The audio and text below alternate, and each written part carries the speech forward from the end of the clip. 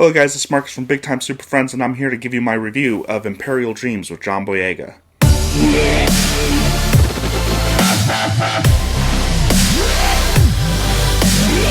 This movie starts off with John Boyega's character recently just getting out of prison for assault with a deadly weapon on an officer, I believe, and it pretty much follows his life as he is trying to improve it and leave what got him into prison to begin with.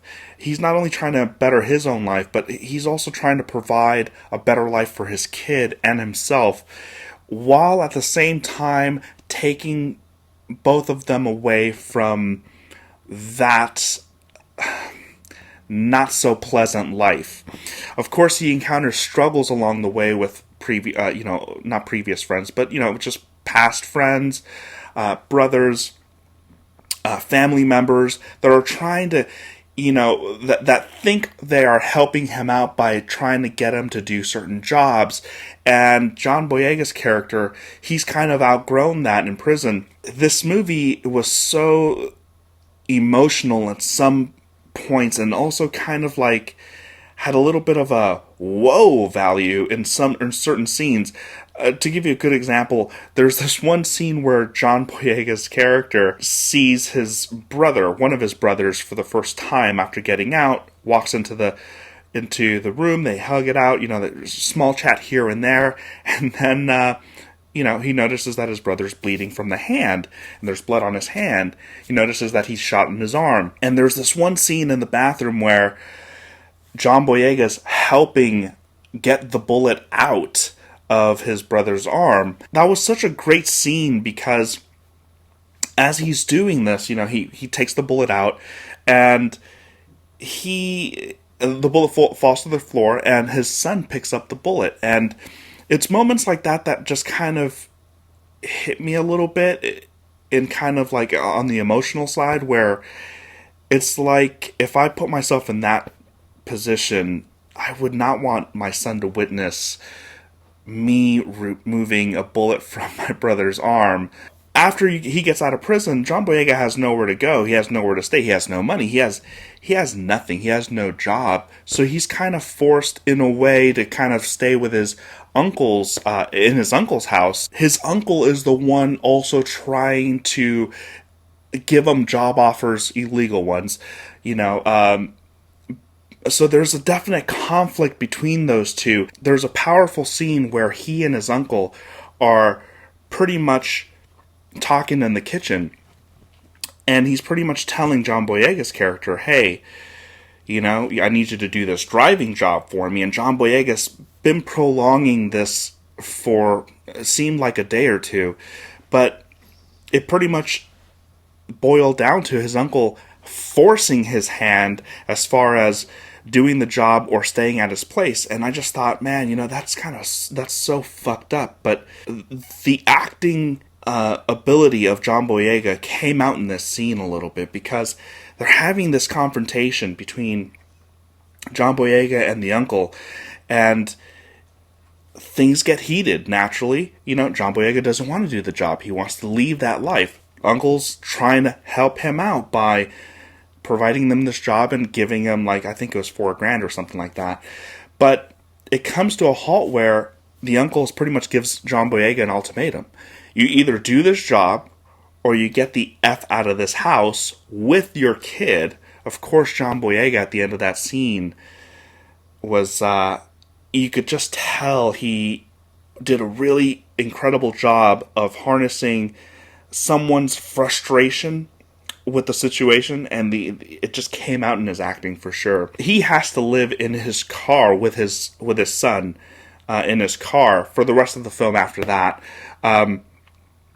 And I just thought there was some very speaking of John Boyega's son. I don't remember the actor's name who plays the son, but they had amazing chemistry together. Every scene that they were in, it was believable. He hardly speaks. The son hardly speaks. And there's this one scene where John Boyega and his son are sleeping in the car, and of course you're going to hear drive-bys and sirens, ambulances or whatnot, and there's this one scene where they hear gunshots and the son freaks out, starts crying. John Boyega comforts his own son in the car while he's at the same time trying to, kind of worried about the scenario and situation that they're in. His son has this toy horse that he likes to play with. He likes to carry it around, and that's just his toy. That's the only toy he has. And there's this one great scene in this movie where the only time I've ever seen John Boyega's son smile is they were walking down the street and they happen to see like two horses being ridden by two farmers or cowboys or whatnot, and the son looks at him and kind of he smiles for the first time, and I just thought that was such a good scene. And he says the cutest thing. He doesn't say a lot, like I said, but what he said in that particular moment is he points to the horse and he goes, I believe he says, "That's cool." And I completely bought it. I just thought this is such a cute kid. He for sure has a bright future, for sure. So does John Boyega, for that matter. There are plenty of scenes here that remind me of a little bit of a Boys in the Hood kind of vibe feel to it. A little bit of American History X, in the sense where in Boys in the Hood, there's this one scene where one person witnesses someone close to him shot and killed, and same thing goes for here. John Boyega witnesses his brother get pretty much gunned down while he's holding his son's hand. And I'm not going to get too into that scene. Of course, I just gave you everything on that scene. He gets shot and everything. I just told you everything. But just look out for that scene because it's a very powerful scene. He's trying to protect his son. He's trying to also shield his son from witnessing what is happening by putting his son's shirt over his head. And then he's also trying to keep quiet so he's not spotted.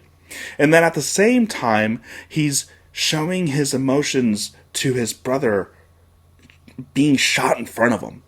And it's such a powerful scene.